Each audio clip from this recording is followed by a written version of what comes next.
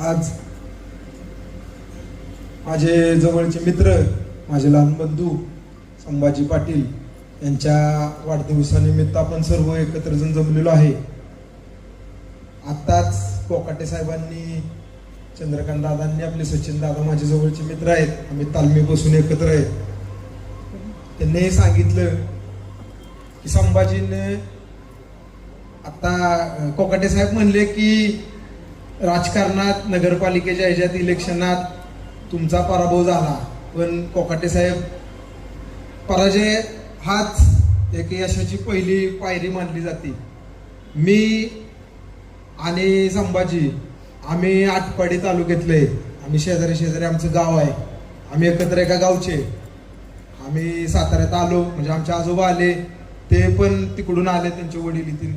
त्यांनी फार कष्टातनं हे सगळं उभं केलंय, फार म्हणजे एकदम शून्यातनं विश्व केलंय. आणि आज सांगतो, येणाऱ्या परत एकदा हरलं म्हणजे सगळं झालं असं काही नाही.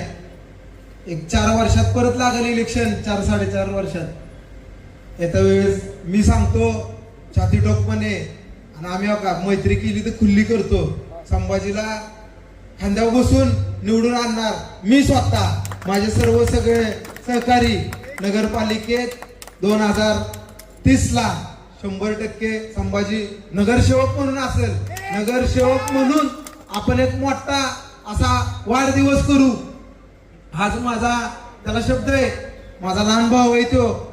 आम्ही कायम एकत्र आहे. चंद्रकांत दादा, आम्ही लहानपणापासून एकत्र आहे. आम्ही शिवेंद्रराजेंचं एकत्र दोघांनी काम केलंय. आता काय कारणास्तव तो शिवसेनेत गेला. पालकमंत्री साहेबांचा एक निष्ठावंत, प्रामाणिकपणे कार्यकर्ता आहे. साहेबांनी त्याला भरपूर ताकद दिली. आज उद्योग व्यवसायात त्यानं चांगली भरारी घेतली. मित्रपरिवारही चांगला मोठा सातारा शहरात, तालुक्यात, जिल्ह्यात चांगला मित्रपरिवार गोळा केला. जिथं जाईल तिथं नाव निघतं, बाबा संभाजी पाटील मित्र आहे.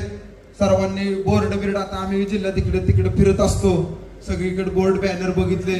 भविष्यात शिवसेनेचे तुम्ही मोठे पदाधिकारी व्हा अशीच इच्छा आहे. आणि 2030ला तुम्ही नगरसेवक व्हा ही माझ्या तुम्हाला शुभेच्छा आहे.